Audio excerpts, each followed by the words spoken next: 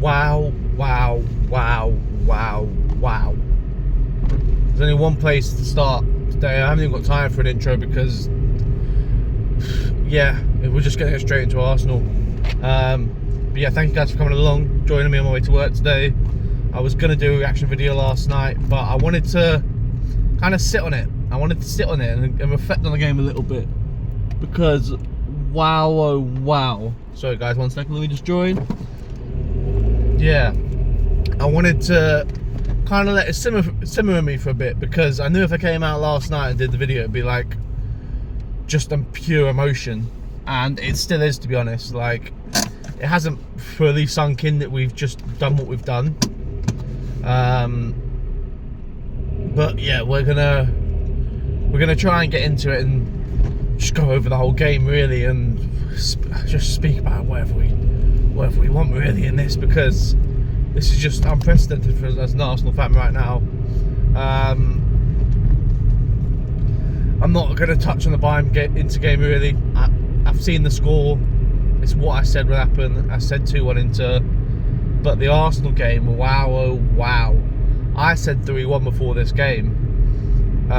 So I'm going to take some plaudits here. I'm not going to lie to you. Like, I was watching the game with my mates, and obviously a couple of them are Arsenal fans, like, you're going to get battered here. You're going to get battered. I was like, I don't think we are. I'm not going to lie to you. I said I didn't think we were going to get battered. Like, and I think Arsenal fans throughout the whole week were literally saying, like, look, we have a decent chance here. These guys aren't unbeatable. It's not the same Real Madrid. And everyone's going, nah, they're going to batter you. Kivior at the back, like, you're going to get absolutely smacked. And that shut the haters right up last night. I loved it. It was like adrenaline. That the adrenaline just playing, of just watching that game, was just the second half. So alright, I'll go through it. Calm it down. So first half, we played well. I thought Arsenal played really well. We didn't get a result out of the first half, which is quite frustrating, but we also got in a half-time drawing, which I thought we were kind of fortunate to in a way as well. I thought we gave away a couple of chances to Madrid, which you can't typically do. I thought if we gave those chances away again in the second half, they would punish us. Off the top of my head, I can remember in the first minute. And to be fair, this is the first attack of the game with Real Madrid, where Kivior kind of steps out, misses the ball, and then Mbappe had a shot 20 yards out. And I remember watching that going, oh, that's not good. It's not good stuff, Kivior.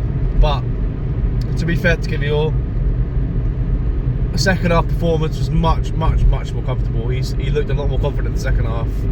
First half, he looked a bit shaky. He had that issue there at the start, and then a couple of passes went astray and kind of put Madrid in the attack.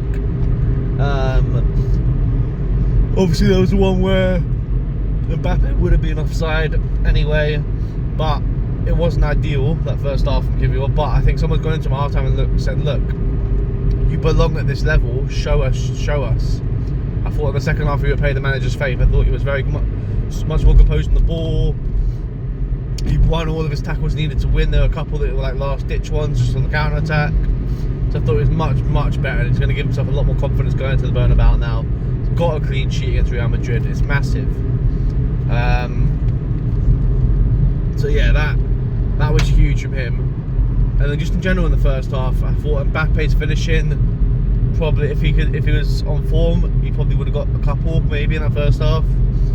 I thought he didn't really deal with the third. Mbappe, he kept dropping deep and then just sprinting in behind, and Saliba was getting kind of dragged into the middle, and then Mbappe was just sprinting past him like he wasn't even there, which was scary to see. Like, not many people absolutely blitz Saliba, so to see him just glide past Saliba was quite intimidating really. I thought, look, he's one player that does scare me in the next leg. Like, he's just so fast. It's unbelievable how rapid he is. So we got let off there a couple of times, but at the end of the day, like, that's their own fault, innit?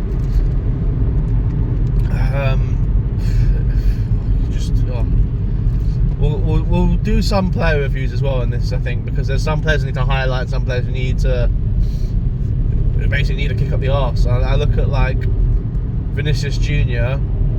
and I said before the game, I was like, look, he's good, don't get me wrong, he's a very good player, but he's not as good as everyone's saying he is. Like, he's not this unbelievable he's not this unbelievable Ballon d'Or winning player. Like, last night he had a stinker. I can't remember completing a pass forwards in the game.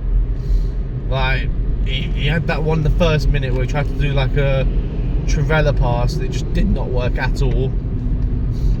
He just didn't look threatening at all. I said Timber, my big shout for the game was Timber's going to really frustrate him and Vinny's going to get booked. He didn't get himself booked, but I thought Timber was outstanding against him. He didn't give him a sniff. Like, not once. He had half a chance, not even half a chance. He had half a shot in the first half, which he pulled wide.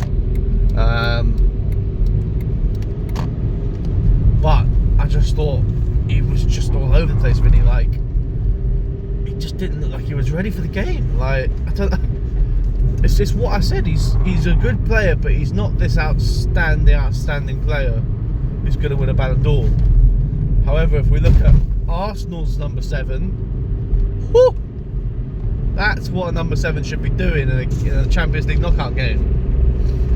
Technically, if you want to go off FPL assists, he would have 2 assists because he won both free kicks. But I thought he was excellent, especially in that second half. First half as well, he was good. He should have got an assist from someone gambling on his cross, which was an outstanding ball in across the box. And it was begging for a striker, a number 9, to come and knock it in. But it just wasn't meant to be. It was an outstanding piece of play that. Done it twice in about 5 minutes. No one was there. But yeah. But then the second half, he just kept going. And I was obviously wrong with the lineup. I thought Mendy had been declared fit. I could have sworn I'd seen it somewhere. It was up against David Alaba, who, all due respect, he's about 33 now. I think he's 32 still, but he's 33 soon. And he gave him a run around. He gave an absolute run. Alaba did not get close to him all night. Like, it was so good to see.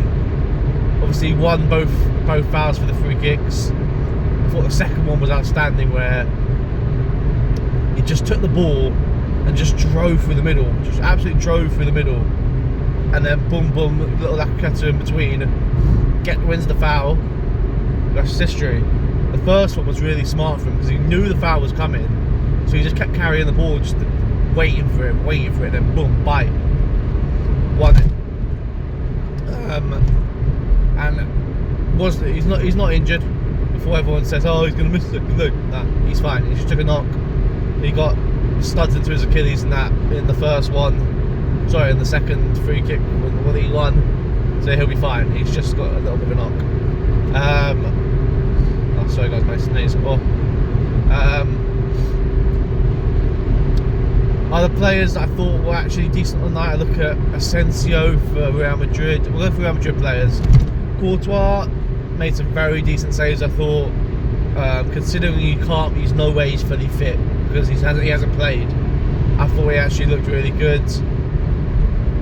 You would question him potentially on that second free kick because it's his side, but the free kick was so outstanding that you can't really question him too much. And he did make some big saves, a couple of double saves in there. But he didn't get to quite a few of them, which were clear off the line. So you could say there could have been more if it weren't for the clearance off the line. But yeah, so Courtois was decent. I gave Courtois like a 6 maybe, which says a lot because he conceded 3 goals. But not much you can do about him really. Maybe his walk could be a bit better for that. For the Declan Rice first one, the free kick. But at the same time, if you've seen Arsenal take free kicks, we do normally cross them. We very rarely shoot unless we have to, and it's like the edge of the box. Even Rice was saying that he was being told to cross it. by the set piece specialist, and Odegaard was staying across it. And thank the Lord he didn't listen. It's been so frustrating listening, having Odegaard clip in these little dinker free kicks. It's like, no, just have a shot. It's so frustrating.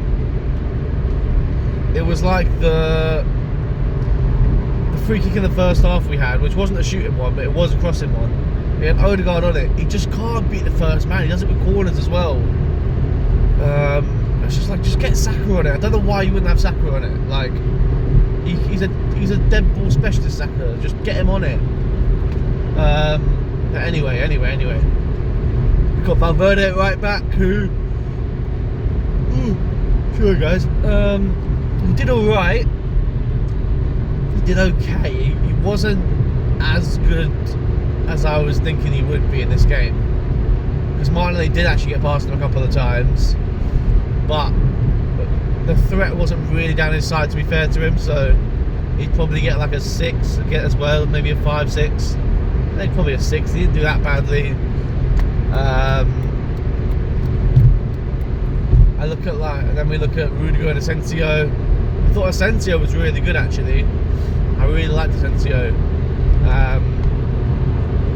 Again, couldn't really do much about the goals, but I thought his distribution out the back was really good.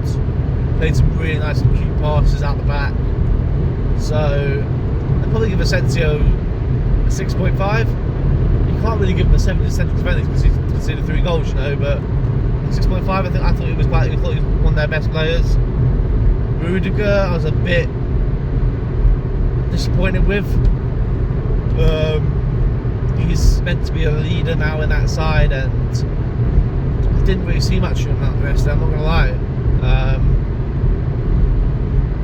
He's meant to be a very big player in this team, and he just, he got a bit dominated, really. You look at Saliba on the other side, you're like, that's what a centre-half should be doing in the quarterfinals of Champions League. Calm, composed, won everything he needed to win. So probably give Rudiger a 5.5 maybe. I thought Asensio was the better of the 2 centre-halves. Alaba, I thought struggled all game, really. I didn't think he ever got Saka under control. He didn't really go forward like he used to, and it didn't look the same that Alaba we've seen at like Bayern Munich at the start of Real Madrid. So I'd give Alaba a 5, potentially even a 4, because I just don't think he ever got close to Saka. You got Camavinga in midfield. I thought again he struggled. Don't know how he only made 1 or 2 tackles, but obviously got himself sent off right at the end as well. I thought he had a really poor game and struggled in that midfield. Just didn't really ever get close to Odegaard or Rice in there. So I'll give Camavinga a 4. Modric, just a bit ineffective. Wasn't his best game. There wasn't really much going on in this game. So I'll give Modric 5.5. But I want to put out there, I do respect Modric so much, and he is arguably the best midfielder of all time in my opinion, so just wanted to put that out there. And then you got the front 4 for Real Madrid. Bellingham, I thought he would cut a very frustrated, isolated figure. Didn't really rate his performance. Played a little nice pass to start the second half for Mbappe to latch onto almost, but otherwise pretty ineffective. Go with 5.5. Rodrigo, I thought was really poor actually. I was quite disappointed at what I saw from him. I thought he didn't get past Lewis Skelly, didn't test Lewis Skelly at all. He looked really ineffective as well. But I'd give him a 4. I just thought he was really poor. Vinny, I thought was arguably Madrid's worst player last night. I really think he was that poor. I don't remember him keeping the ball once in that game for Madrid. I thought he gave it away way too often. He tried too many intricate passes, too many dribbles where he just didn't go anywhere. Honestly, I thought he was awful. He might come back in the second leg and put out a performance, but right now he's getting a 3 for me. And then finally Kylian Mbappe. Now it's quite tricky to do Mbappe's rating because I actually thought he was Madrid's best player along with Asensio. I really enjoyed watching him. He was I say enjoyed, he was very intimidating to watch. I didn't enjoy it because he was on fire yesterday. In terms of just his build-up play, his pacing behind was just frightening. His touch was clean. I give Mbappe a 6.57. If he'd got a goal, it'd be like an 8 or 9 because I just thought he was outstanding in everything but his finishing. He probably should have done better with the one that comes to mind is the one where he tried to, I think he tried to put it in the bottom corner in the first half when he ran through. Jude Bellingham played him through and he latched onto it, but he just couldn't quite put it in the corner. That's the one that springs to mind, and I thought we were quite lucky to get away with that one. But yeah, he gets like a 6.57 for me. I thought he's going to be a problem in that second leg, and he looks frightening still. Arsenal players, right, let's get into it. David Raya, I thought he was excellent everything he did yesterday. I thought he showed a level of composure that we haven't seen in the goalkeeper at Arsenal in many, many years. He gets an 8 for me. He dealt with everything really well. He knows Mbappe wanted to go on in that near post area a lot, and he made sure he couldn't do it at basically every occasion. I thought he was outstanding. His distribution was excellent. Couple left-footed passes in there. That's what I was like that is class from him. I thought that's probably one of Raya's best games. He did have to make it that many outstanding saves, but he commanded his box really well, and he saved what he needed to. That's all you can do as a keeper. He was nice and composed. I would have loved to have him in goal for me. And then we had Julian Timber, excellent again. Like, it's exactly what he says in the can. It's exactly what I thought he would do against Real Madrid. He gets like an 8 for me as well. I thought he was excellent, outstanding again. Saliba, again, I think he struggled a little bit in the first half because Mbappe was getting in behind him a little bit. I thought second half he was much more dominating, won everything in the air, was a lot more calm, composed, didn't really give Mbappe a sniff. So I give Saliba a 7. Kivior, I give the same. I also give him a 7. I thought first half was very similar to Saliba, gave up a couple of silly chances. Second half came out and just showed why they're playing for Arsenal, basically, why they're in the Champions League quarterfinals. Then Miles Lewis-Skelly. Now, this boy is generational. I'm saying it, he's generational. The things he's doing, like, he's 18 years old and he's playing with no fear against Real Madrid. It was giving me flashbacks like Jack Wilshere against that prime Barcelona side. It was just mental what he was doing. If you go watch the highlights, I'm sure you've seen them already. There was that moment in the second half where I think Courtois produced that double save and Alaba boxed one off the line, where Skelly basically gets the ball at the edge of the box, dribbles through a couple of players, then it looks like it's a dead end, and he manages to just quickly flick it onto his left foot and nutmeg, sets up Martinelli for the shot. Like, it's just, some of the things he was doing were outstanding. I thought his defending as well was very impressive yesterday. I thought he was very solid, and yeah, he was just so impressive. I think it's one of his best games he's had in the Arsenal shirt so far, and he's going to need to do it again at the Bernabeu, which is going to be an even bigger test. But he's passed the first test with flying colours. We all wondered if he could do it against Real Madrid after doing it for England, and the answer was a resounding yes, he can. And then we look on to the midfield. So Partey, I thought Partey was excellent. I thought he gave us a lovely element of control in there. I thought he was perfect for what we needed in there. Yeah, I give Partey an 8. I give Miles Lewis-Skelly an 8.5, by the way. Odegaard, he struggled. He did struggle still. He can't seem to get that form going. Even yesterday when we were playing well, he gave the ball away at times. He just didn't look like the Odegaard that we know. I thought he really did struggle.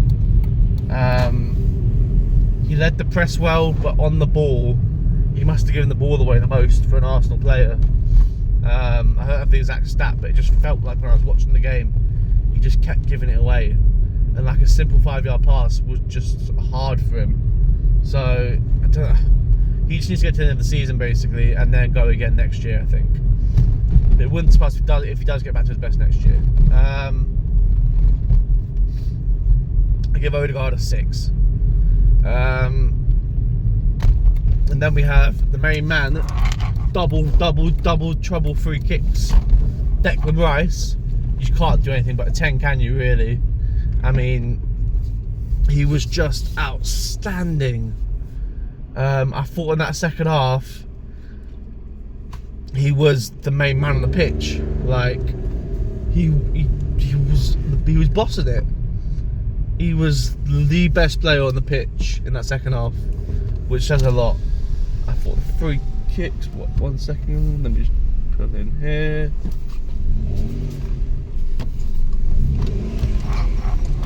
Yeah, the free kicks were just outstanding. Like, they were disgusting. The first one, I thought, oh, what a goal. And the second one, I mean, I was watching him do it, I was just like, that is ridiculous what he's just pulled out of his locker there.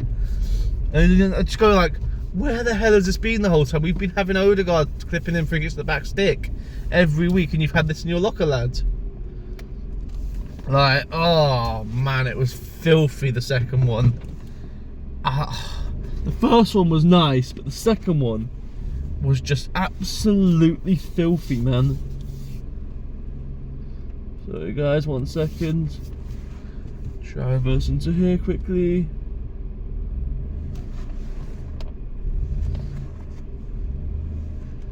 One second.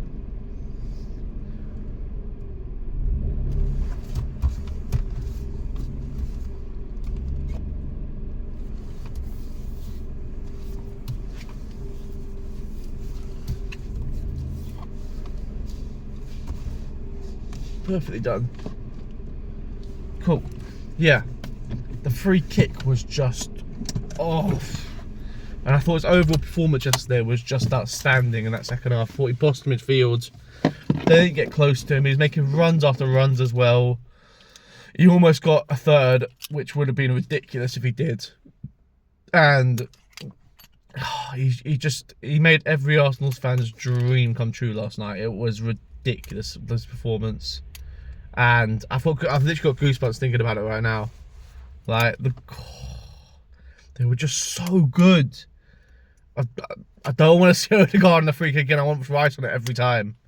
Like, that is ridiculous. The pace he hits the ball at is the thing. So, the second one is the fact that he's hit it in the top corner, but the pace on it is what beats the keeper. Like, it's Courtois in goal. He's 7 foot or whatever, like he's 6'8" or something, and he's about that far away from the ball. Like, he's a good distance away from it when it goes in. He's got nowhere near it because of the pace he's put on it into that top corner. Like, it's as close as you can get to hitting the post and the side as you can get without hitting the post. It's ridiculous, the technique he's used there. And yeah, it's a 10 for, you can't argue Declan Rice getting a 10. Martinelli, I thought he caused problems on that left hand side. He did what he had to do, basically. I give Martinelli a 7. I thought he was good at times, a bit quiet in the second half, but overall good performance from him. I give Saka, gotta give Saka a 9. I just thought he just looked so dangerous every time he got the ball. And I gave Alaba an absolute runaround. Didn't give him a moment's peace. I thought he was outstanding. He was the best winger on the pitch. And he showed why he should be considered in the bracket of that top elite winger. And he's done it on the biggest stage again. Like, people have to start respecting him more. And then we move on to Marino, who I thought I've got to give him his flowers. You know, I've got to accept that Arteta was right. Marino can play up front and do a good job there. And I need to. My agenda for Ranieri to play in the false nine has now dropped. I am officially dropping it.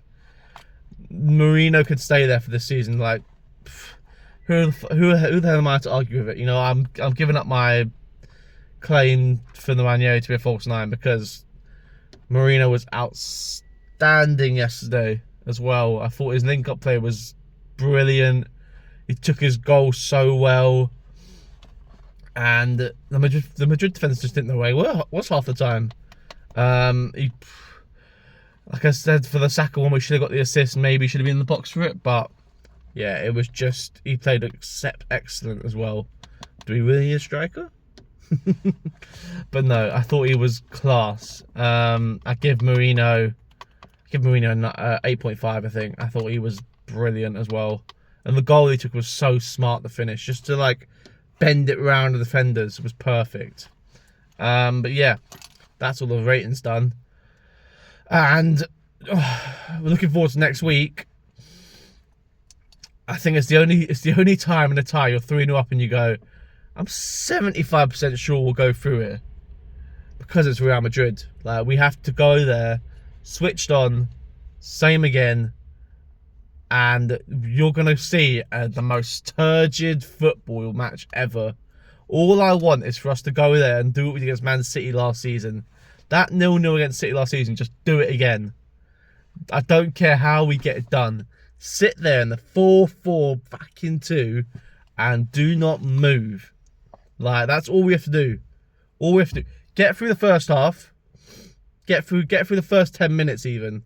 Do not give them an early sniff, basically, is what I'm trying to say. Because then you never know what happens. Do not give them an early sniff.